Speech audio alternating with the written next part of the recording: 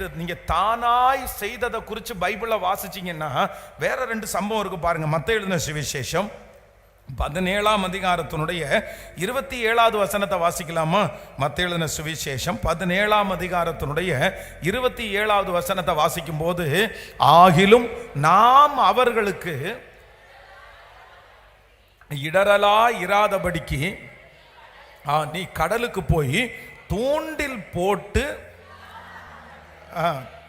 போட்டு முதலாவது அகப்படுகிற மீனை பிடித்து அதன் வாயை திறந்து பார், ஒரு வெள்ளி பணத்தை காண்பாய், அதை எடுத்து எனக்காகவும் உனக்காகவும் அவர்களிடத்தில் கொடு என்றார். ஆமென்.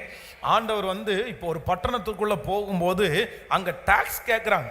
அப்போ அந்த டாக்ஸை கேட்கும்போது இவர் என்ன சொல்றாரு அப்படின்னு சொன்னா, இந்த சீசனை பார்த்து சொல்றாரு, எப்பா நீ போ, இது வரைக்கும் அவங்க வலையை அலசி அவங்க மீன் பிடிச்சிட்டு இருந்தவங்க, ஆனா இப்போ ஆண்டவர் என்ன சொல்றாருன்னா, நீ என்ன பண்ணு, தூண்டில் போடு. ஏற்கனவே வலையை போட்டே மீன் கிடைக்கல, அப்போ தூண்டில் போட்டா என்ன கிடைக்க போகுதுன்னு தெரியல. தூண்டில் போட்டு அப்போ கரெக்டா ஒரு மீன், என்ன மீன் அப்படின்னு சொன்னா, தன்னுடைய வரிப்பணத்தை அதை வாயை திறந்துவார், ஒரு வெள்ளி பணத்தை காண்பாய்.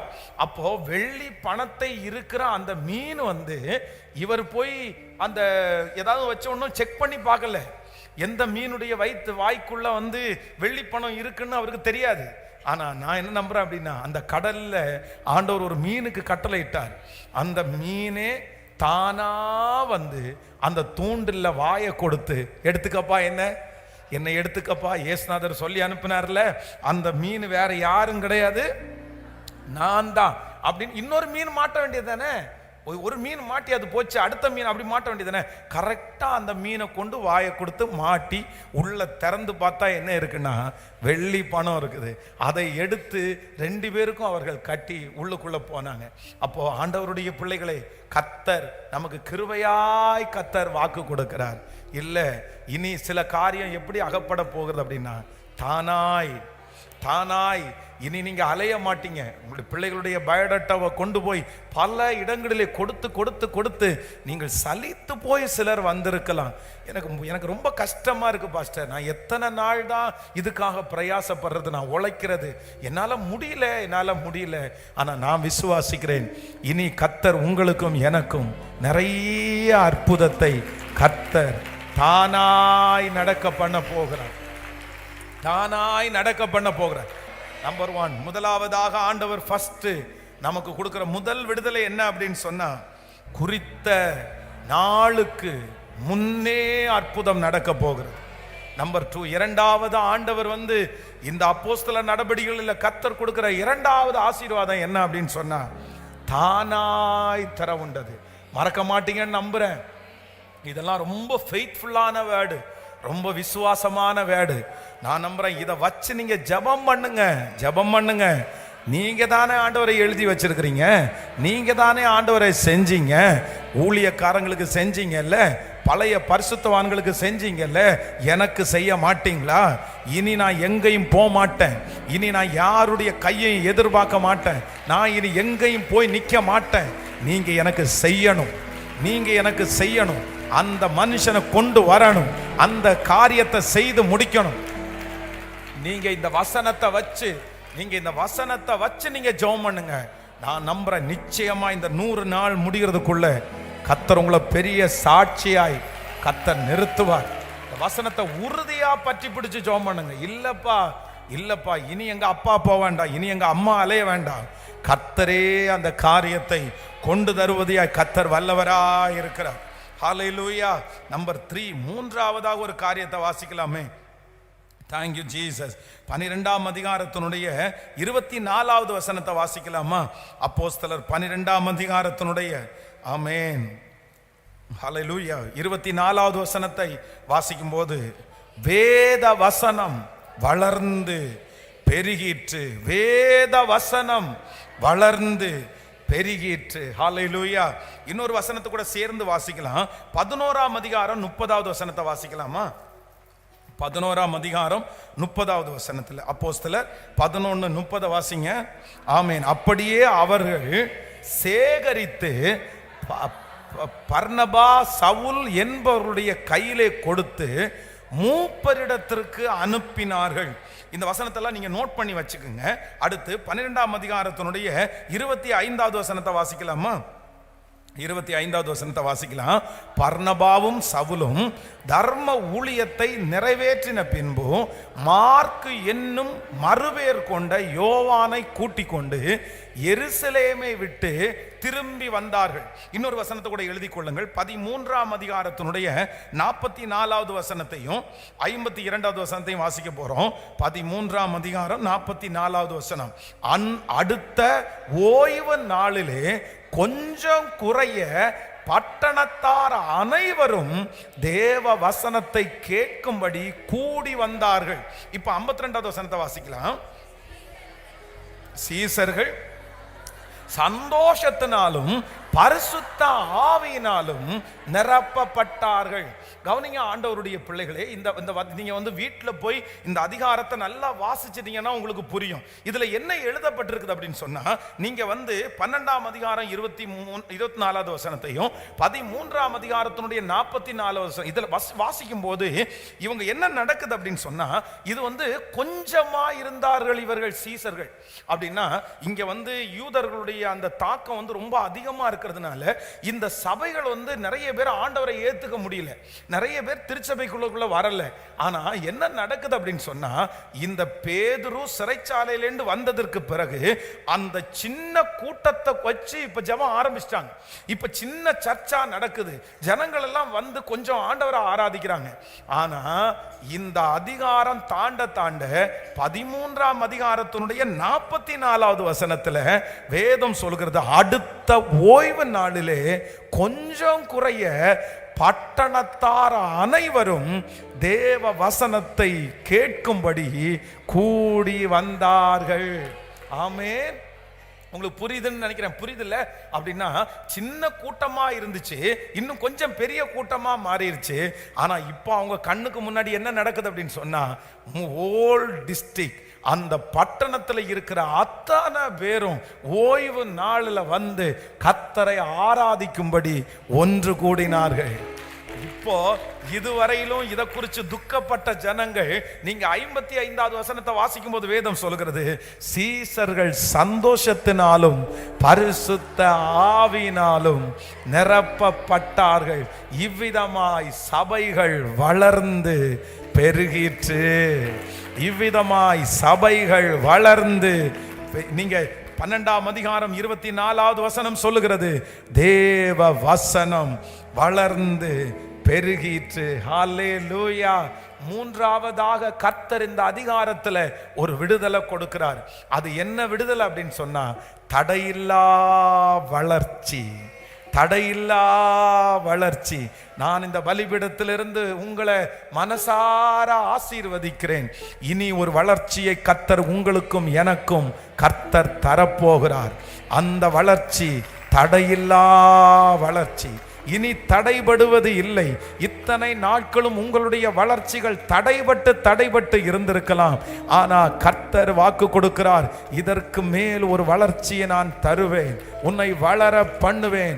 அந்த வளர்ச்சியை தடுப்பதற்கு ஒருவராலும் முடியாது. நம்புறவங்க கைகளை தட்டி, தடையில்லா ஒரு வளர்ச்சி, தடையில்லா ஒரு வளர்ச்சி, ஆவிக்குரிய வாழ்க்கையில் ஒரு தடையில்லாத வளர்ச்சியை கர்த்தர் தருவேன் என்று வாக்கு கொடுக்கிறார். தடையில்லா வளர்ச்சி. ஹல்லேலூயா. இதுவரைக்கும் சின்ன கூட்டமா இருந்ததுனால லீடரையே பிடிச்சு கொண்டு போய் எங்க வச்சாங்கன்னா ஜெயிலுக்குள்ள வச்சுட்டாங்க. அவ்வளவுதான், பேதுருவை தூக்கிட்டு போய் ஜெயிலுக்குள்ள வச்சுட்டாங்க. இந்த ஜெயிலுக்குள்ள வைக்கும் போது இந்த ஏன் வைக்கிறீங்கன்னு யாருக்கும் கேட்க முடியல. ஏன்னா இவங்க ஒரு சின்ன கிரௌடா இருக்காங்க, ஒரு வீட்டுக்குள்ள கூடி வர்ற அளவுக்கு தான் இருக்கிறாங்க. அதுலயும் யாராவது ஒருத்தர் தொட வந்துட்டாங்கன்னா அதனால ஒருத்தரை வெளியில பாக்குறதுக்காகவே வச்சிருக்கிறாங்க. ஆனா இப்ப என்ன வந்துச்சு அப்படின்னு சொன்னா, எல்லாருக்கும் ஒரு தைரியம் வந்துருச்சு. சந்தோஷம் வந்துருச்சு. வேத வசனம் அப்படியே வளர்ந்து பெருகிருச்சு. இப்போ அரெஸ்ட் பண்றதுன்னு நினைக்கிறவங்க பயப்படுறாங்க. ஐயோ வேணாப்பா, அன்னைக்கு நம்ம கை வைக்கும் போது 100 பேர் இருந்தாங்க, 50 பேர் தான் இருந்தாங்க. இன்னைக்கு ஒரே பிரசங்கத்துல 3000 பேர் ரட்சிக்கப்படுறாங்க, 5000 பேர் கர்த்தரை ஏத்துக்கிறாங்க. ஐயோ நம்மளை ஒன்றும் இல்லாம பண்ணிடுவாங்கன்னு இவங்க மேல பயம் உண்டாகிற அளவிற்கு கர்த்தர் திடீரென்று ஒரு தடையில்லாத வளர்ச்சியை கர்த்தர் கிருபையாய் கர்த்தர் தந்தார். எத்தனை பேர் இதை ஏற்றுக்கொள்ள போறீங்க? எத்தனை பேர் இதற்காக ஜெபிக்க போறீங்க? இந்த அப்போஸ்தலர் 12ஆம் அதிகாரத்திலே கர்த்தர் நமக்கு கொடுக்கிற 3வது பெரிய ஆசீர்வாதம் தடையில்லா வளர்ச்சி. தடையில்லா வளர்ச்சி. இனி தடை செய்ய வேண்டும் என்று நினைக்கிற மனிதர்களை கர்த்தரே மாற்றுவாராக. ஊழியத்தை தடை செய்ய முடியாது, உங்க பிசினஸை தடை செய்ய முடியாது, உங்க குடும்ப வளர்ச்சியை தடை செய்ய முடியாது, சத்துரு தடை செய்ய முடியாது. எஸ் எஸ் இதை ஜெபம் பண்ணும்போது இதை ஆண்டவருடைய வார்த்தையா எடுத்து, ஆண்டவருடைய வார்த்தையா எடுத்து இந்த வார்த்தையை தலை மேல அப்படியே ஆம் என்றும் ஆமேன் என்றும் ஹல்லேலூயா. கொஞ்சமா இருக்கிறவர்களை கர்த்தர் ஆயிரங்களாய் கர்த்தர் மாற்ற போகிறார். உங்களை கர்த்தர் லட்சங்களாய் கர்த்தர் மாற்ற போகிறார். நீங்கள் வலதுபுறத்திலும் இடதுபுறத்திலும் இடம் கொண்டு நீங்கள் பெருக போகிறீர்கள். உங்களுடைய வளர்ச்சிக்கு கர்த்தர் இடங்களை கர்த்தர் ஏற்படுத்தி செய்ய போறார். இயேசுவின் நாமத்தினால், இயேசுவின் நாமத்தினால் இப்பொழுது பிரசங்கம் பண்ணி கொண்டிருக்கும் போது அந்த வளர்ச்சிக்கு விரோதமாய் தடை செய்கிற அந்த தடைகள் இப்பொழுது உடைவதாக, அந்த மனுஷனுடைய பொறாமைகள் இப்பொழுது உடைவதாக. யார் தடை செய்ய வேண்டும் என்று நினைக்கிறார்களோ, ஏசப்பா ஏசப்பா அந்த தடை கற்களை இப்பொழுது எடுப்பீராக. என் பிள்ளைகளுடைய வளர்ச்சிக்கு விரோதமாய் தடையாய் நிற்கிற அந்த தடை கற்கள், அந்த தடை கற்கள் இயேசுவின் நாமத்தில் இப்பொழுது எடுக்கப்படுவதாக. Thank you Jesus. Hallelujah. தடையில்லா வளர்ச்சி, தடையில்லா வளர்ச்சி. ஆமென். மேற்கு கிழக்கு வடக்கு தெற்கு பரம்புவா என்ற தெய்வம், பரம்ப பண்ணுகிற தெய்வம். ஆமென். சொன்னதை செய்யும் அளவும் அவர் என்னை கைவிடவே மாட்டார். எனக்கு இந்த வசனத்தை தியானிக்கும் போது எனக்கு ரொம்ப என்ஜாய்மெண்டா இருக்குது, எனக்கு ரொம்ப சந்தோஷமா இருக்குது. எவ்வளோ நல்ல தேவன் அவர். ஆமென். சிறைச்சாலையிலிருந்து இந்த ஸ்டோரியை நீங்க வாசிச்சிட்டீங்கன்னா ரொம்ப இன்ட்ரெஸ்டா இருக்கும், ரொம்ப இன்ட்ரெஸ்டா இருக்கும். நீங்க இதை என்ஜாய் பண்ணி இதை தியானிங்க, அப்பதான் உங்களுக்கு இது தெரியும். அப்படின்னா எங்கே இருந்து ஆரம்பிச்சிச்சு பாருங்க, இந்த வசனம் எங்கே இருந்து ஆரம்பிச்சிருச்சு அப்படின்னா, ஃபர்ஸ்ட் கர்த்தர் வாக்கு கொடுக்கிறார். அவனுடைய கையிலே இருக்கிற சங்கிலிகள் என்ன பண்ணிச்சாமா, என்ன பண்ணிச்சாமா, கலண்டு தானா கலண்டு விழுந்துச்சாமா. சே எவ்வளோ நல்ல தெய்வம் இல்லை. அப்படின்னா நான் என்ன தெரியுமா, கண்ணுக்கு தெரியாத தூதர்கள் அப்படியே சாய் வச்சு அப்படியே திறந்து டக்குன்னு கீழே விழுது. ஆமே. நம்முடைய தேவன் அன்றைக்கும் செய்தார், இன்றும் செய்வதற்கு கர்த்தர் வல்லவராய் இருக்கிறார். தானாய் நடக்கும், உங்களுக்கு அந்த அற்புதம் தானாய் நடக்கும். உங்களுக்காக எனக்காக தூதர்களை கர்த்தர் அனுப்பி அற்புதம் செய்கிறதற்கு கர்த்தர் வல்லவராய் இருக்கிறார். ஹல்லேலூயா. விசுவாசிக்கிறீங்களா? அப்போ தானாய் கலண்டு விடுச்சு அந்த விடுதலை. ஆனா என்ன நம்பணும் அப்படின்னு சொன்னா, நாம் ஆராதிக்கிற தேவன் அவர் ஜெபத்தை கேட்கிறவர். நம்முடைய ஜெபத்துல அவிசுவாசம் இருக்கக்கூடாது, நம்முடைய ஜெபத்துல பயம் இருக்கக்கூடாது. ஆமென். நம்ம ஜெபம் பண்றோம்னா கர்த்தர் அற்புதத்தை கொடுக்கும் போது நம்ம அதை ஏற்றுக்கொள்கிற அளவுக்கு நம்ம மனப்பக்குவோம். ஹல்லேலூயா. ஆமென். ரொம்ப அழகான பாடல். மேற்கு கிழக்கு வடக்கு தெற்கு கர்த்தர் நம்மை பரம்ப பண்ண போகிறார். நம்பர் 3, 3வது தடையில்லா வளர்ச்சி. சொல்லுங்க பார்க்கலாம், ஒரு 10 டைம் சொல்லுங்க, தடையில்லா வளர்ச்சி. சொல்லுங்க, தடையில்லா வளர்ச்சி, தடையில்லா வளர்ச்சி. இதை அறிக்கை செய்யுங்க, அறிக்கை செய்யுங்க. இந்த இடையில ஸ்ட்ரகிள் ஆகிறது, இடையில விழுந்து போறது, இடையில 10 படி ஏறிட்டு திரும்பி சரிக்கு அடுத்து திரும்பி ஸ்டார்ட் பண்றது, இந்த மாதிரி சூழ்நிலையை கர்த்தர் இனி எங்களுக்கும் எங்க பிள்ளைகளுக்கும் அனுமதிக்கவே கூடாது. உங்களுக்கு இனி அனுமதிக்கவே கூடாது. இனி உங்க வளர்ச்சியில தடையே இருக்க கூடாது. அவருடைய வருகை தாமதிச்சா நீங்க பரலோகம் போகிற வரைக்கும், கண்ணை மூடுகிற வரைக்கும் நீங்க ஏறிட்டே இருக்கணும். நீங்க உயர உயர உயர உயர உயர உயர உயர நீங்க உயர உயர பறந்துட்டே இருக்கணும். இனி இடையில இந்த ஸ்ட்ரகிள் வேணாம் ஆண்டவரே, இடையில இருக்கிற இந்த ஸ்ட்ரகிள் வேணாம் ஆண்டவரே. ஏசப்பா இனி என்ன விழ வைக்காதீங்க. ஆமே, இந்த ஜெபத்திற்கு ஆண்டவர் தான் உங்களை கொண்டு வந்திருக்கிறாரு. இந்த சத்தத்தை ஆண்டவர் தான் உங்களை கேட்க பண்றாரு. நல்ல விசுவாசத்தோட ஜெபம் பண்ணி, ஏசப்பா இது உங்க வார்த்தை, இது நடக்கணும் நடக்கணும். ஹalleluya.